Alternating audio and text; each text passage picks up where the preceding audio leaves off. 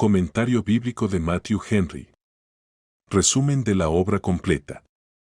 Tito.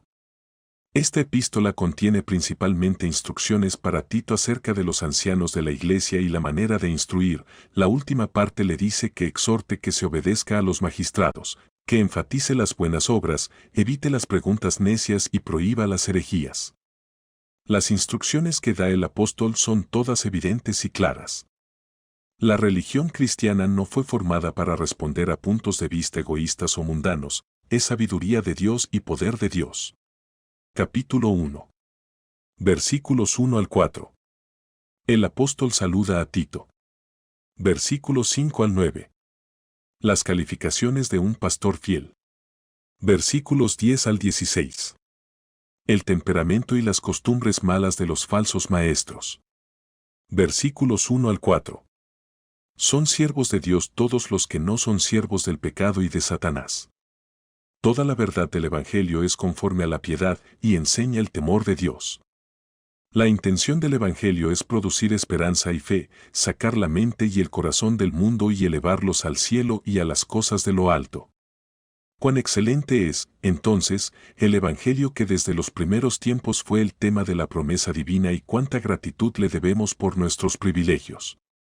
La fe viene por el oír, y el oír por la palabra de Dios, y quien sea así llamado, debe predicar la palabra. La gracia es el favor gratuito de Dios y la aceptación de Él, y la misericordia, los frutos de ese favor, son el perdón de pecados, y la libertad de todas las miserias, tanto aquí como en el más allá. La paz es el efecto y fruto de la misericordia, la paz con Dios por medio de Cristo que es nuestra paz, y paz con las criaturas y con nosotros mismos. La gracia es la fuente de todas las bendiciones. La misericordia, la paz, y todo lo bueno surgen de ella. Versículos 5 al 9. El carácter y las cualidades de los pastores, aquí llamados ancianos y obispos, concuerdan con lo que el apóstol escribió a Timoteo. Puesto que los obispos y sobreveedores del rebaño deben ser ejemplo para ellos, y mayordomos de Dios para cuidar los asuntos de su casa, hay mucha razón para que sean irreprensibles. Se indica claramente lo que no deben ser y lo que tienen que ser como siervos de Cristo y ministros eficientes de la letra y la práctica del Evangelio. Aquí se describe el espíritu y la costumbre que corresponde a los tales, que deben ser ejemplo de buenas obras. Versículos 10 al 16. Se describe a los falsos maestros. Los ministros fieles deben oponerse a ellos en el momento oportuno para que la necedad de ellos se haga manifiesta, para que no sigan adelante. Tenían una baja finalidad en lo que hacían, sirviendo un interés mundano so pretexto de la religión, porque el amor al dinero es raíz de todo el mal. Los tales deben ser resistidos y avergonzados, por la sana doctrina de las Escrituras. Las acciones vergonzosas, el reproche de los paganos, deben estar lejos de los cristianos, la falsedad y la mentira, la astucia envidiosa y la crueldad, las costumbres brutales y sensuales, la ociosidad y la pereza, son pecados condenados hasta por la luz de la naturaleza. Pero la mansedumbre cristiana dista tanto del disimulo cobarde del pecado y del error como de la ira y la impaciencia. Aunque haya diferencias nacionales de carácter, sin embargo, el corazón del hombre de toda época y lugar es engañoso y perverso. Pero las reprensiones más agudas deben apuntar al bien del reprendido, la fe sana es muy deseable y necesaria. Nada es puro para los que son corrompidos e incrédulos, ellos abusan y hacen pecado de las cosas buenas y lícitas. Muchos profesan conocer a Dios, pero en sus vidas lo niegan y rechazan. Nótese el miserable estado de los hipócritas, como los que tienen una forma de piedad, pero están sin su poder. De todos modos, no estemos tan dispuestos a acusar de esto a los demás, como cuidadosos de que no se aplique a nosotros. Capítulo 2. Versículos 1 al 8. Los deberes que se convierten en sana doctrina. Versículos 9, 10. Los siervos creyentes deben ser obedientes. Versículos 11 al 15.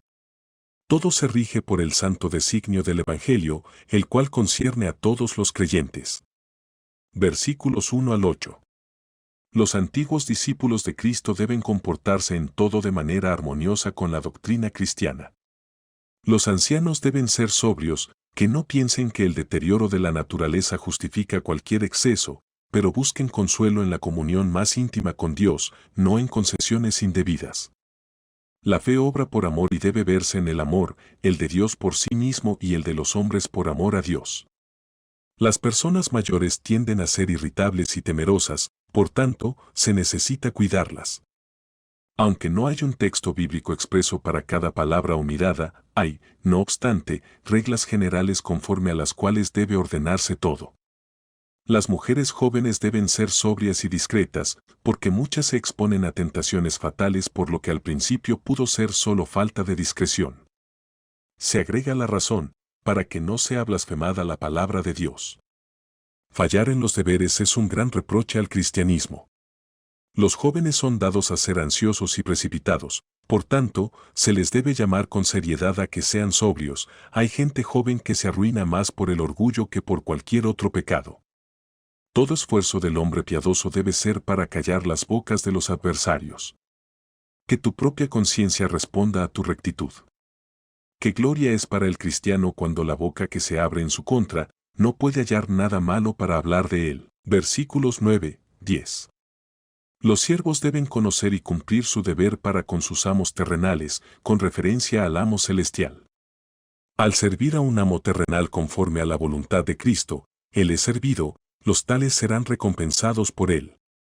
No darse al lenguaje insolente y provocativo, pero aceptar en silencio una reprensión o un reproche, sin formular respuestas soberbias ni atrevidas.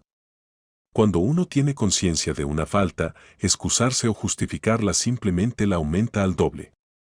Nunca uséis por cuenta propia lo que pertenece al amo, ni desperdiciéis los bienes que os hayan confiado. Demuestra toda esa buena fidelidad para utilizar los bienes del amo y fomentar su progreso. Si no habéis sido fieles en lo que es de otro hombre, ¿quién os dará lo que es propio? Lucas capítulo 16, verso 12. La religión verdadera es un honor para los que la profesan y ellos deben adornarla en todas las cosas. Versículos 11 al 15. La doctrina de la gracia y la salvación por el Evangelio es para todos los rangos y estados del hombre. Nos enseña a dejar el pecado, a no tener más relación con éste. La conversación terrenal y sensual no conviene a la vocación celestial. Enseña a tomar conciencia de lo que es bueno. Debemos mirar a Dios en Cristo como objeto de nuestra esperanza y adoración. La conversación del Evangelio debe ser una conversación buena. Nótese aquí nuestro deber en pocas palabras: negar la impiedad y las lujurias mundanas, vivir sobria, recta y piadosamente, a pesar de todas las trampas, tentaciones, ejemplos malos, usos malos y vestigios del pecado en el corazón del creyente, con todos sus obstáculos. Nos enseña a buscar las glorias del otro mundo. En la manifestación gloriosa de Cristo se completará la bendita esperanza de los cristianos. Llevarnos a la santidad y a la felicidad era la finalidad de la muerte de Cristo. Jesucristo, el gran Dios y Salvador nuestro, que salva no solo como Dios, y mucho menos como hombre solo, sino como Dios hombre, dos naturalezas en una sola persona. Él nos amó, y se dio por nosotros, y ¿qué menos podemos hacer sino amarle y darnos a Él? La redención del pecado y la santificación de la naturaleza van aunadas y forman un pueblo peculiar para Dios, libre de culpa y condenación y purificado por el Espíritu Santo. Toda la Escritura es provechosa. Aquí está lo que proveerá para todas las partes del deber y el correcto desempeño de ellos. Indaguemos si toda nuestra dependencia está puesta en esa gracia que salva al perdido, perdona al culpable y santifica al inmundo. Mientras más alejados estemos de jactarnos de buenas obras imaginarias o de confiar en ellas, para gloriarnos en Cristo solo, más celosos seremos para abundar en toda verdadera obra buena. Capítulo 3. Versículos 1 al 7. La obediencia a los magistrados y la conducta conveniente para con todos se enfatizan a partir de lo que eran, antes de la conversión, los creyentes y lo que son hechos por medio de Cristo. Versículos 8 al 11. Deben hacerse buenas obras y evitar los debates inútiles. Versículos 12 al 15. Instrucciones y exhortaciones. Versículos 1 al 7. Los privilegios espirituales no vacían ni debilitan, antes bien confirman los deberes civiles. Solo las buenas palabras y las buenas intenciones no bastan sin las buenas obras. No deben ser belicosos, sino mostrar mansedumbre en todas las ocasiones, no solo con las amistades sino a todos los hombres, pero con sabiduría. Santiago capítulo 2, verso 13. Aprendamos de este texto cuán malo es que un cristiano tenga malos modales con el peor, el más débil y el más abyecto. Los siervos del pecado tienen muchos amos, sus lujurias los apresuran a ir por diferentes caminos, el orgullo manda una cosa, la codicia, otra. Así son odiosos, y merecen ser odiados. Desgracia de los pecadores es que se odien unos a otros, y deber y dicha de los santos es amarse los unos a los otros. Somos librados de nuestro estado miserable solo por la misericordia y la libre gracia de Dios, el mérito y los sufrimientos de Cristo, y la obra de su Espíritu. Dios Padre es Dios nuestro Salvador. Él es la fuente de la cual fluye el Espíritu Santo para enseñar, regenerar y salvar a sus criaturas caídas, y esta bendición llega a la humanidad por medio de Cristo. El brote y el surgimiento de ellos son la bondad y el amor de Dios al hombre. El amor y la gracia tienen gran poder, por medio del Espíritu, para cambiar y volver el corazón a Dios. Las obras deben estar en el salvado, pero no son la causa de su salvación. Obra un nuevo principio de gracia y santidad, que cambia, gobierna y hace nueva criatura al hombre. La mayoría pretende que al final tendrá el cielo, aunque ahora no les importa la santidad, ellos quieren el final sin el comienzo. He aquí el signo y sello externo de ello en el bautismo, llamado el lavamiento de la regeneración. La obra es interior y espiritual, es significada y sellada exteriormente en esta ordenanza. No se resta importancia al signo y sello exterior, pero no descanséis en el lavamiento exterior, pero busca la respuesta de una buena conciencia, sin la cual el lavado externo no sirve de nada. El que obra en el interior es el Espíritu de Dios, es la renovación del Espíritu Santo. Por él mortificamos el pecado, cumplimos el deber, andamos en los caminos de Dios, toda la obra de la vida divina en nosotros, los frutos de la justicia afuera, son por este Espíritu bendito y santo. El Espíritu y sus dones y gracias salvadoras vienen por medio de Cristo, como Salvador, cuya empresa y obra es llevar a los hombres a la gracia y la gloria.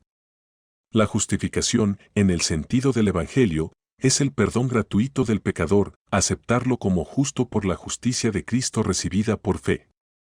Dios es bueno con el pecador cuando lo justifica según el Evangelio, pero es justo consigo mismo y con su ley. Como el perdón es por medio de la justicia perfecta y Cristo satisface la justicia, ésta no puede ser merecida por el pecador mismo. La vida eterna se presenta ante nosotros en la promesa, el Espíritu produce la fe en nosotros y la esperanza de esa vida, la fe y la esperanza la acercan y llenan de gozo por la expectativa de ella. Versículos 8 al 11. Cuando se ha declarado la gracia de Dios para con la humanidad, se insta la necesidad de las buenas obras. Los que creen en Dios deben cuidar de mantener las buenas obras, buscando oportunidades para hacerlas, influidos por el amor y la gratitud. Hay que evitar las cuestiones necias y vanas, las distinciones sutiles y las preguntas vanas. Tampoco debe la gente desear lo novedoso, sino amar la sana doctrina que tiende mayormente a edificar. Aunque ahora pensemos que algunos pecados son leves y pequeños, si el Señor despierta la conciencia, sentiremos que aún el menor pesa mucho en nuestras almas. Versículos 12 al 15. El cristianismo no es una profesión infructuosa, y quienes lo profesan deben estar llenos de los frutos de justicia que son por Jesucristo, para la gloria y alabanza de Dios. Deben hacer el bien y mantenerse lejos del mal. Que los nuestros tengan labores y ocupaciones honestas para proveer para sí mismos y para sus familias. El cristianismo obliga a todos a buscar algún trabajo y vocación honesta, y en ellos, permanecer con Dios. El apóstol termina con expresiones de consideración amable y una oración ferviente. La gracia sea con todos vosotros, el amor y el favor de Dios, con sus frutos y efectos, para los casos de necesidad, y abunden en ellos en sus almas cada vez más. Este es el deseo y la oración del apóstol que muestra su afecto por ellos, y su deseo de bien para ellos, y quiere que sea el medio de obtener y traigan sobre sí lo pedido. La gracia es la cosa principal que se debe desear y rogar orando, con respecto a nosotros o al prójimo, es todo bien. Comentario bíblico de Matthew Henry. Resumen de la obra completa. Tito.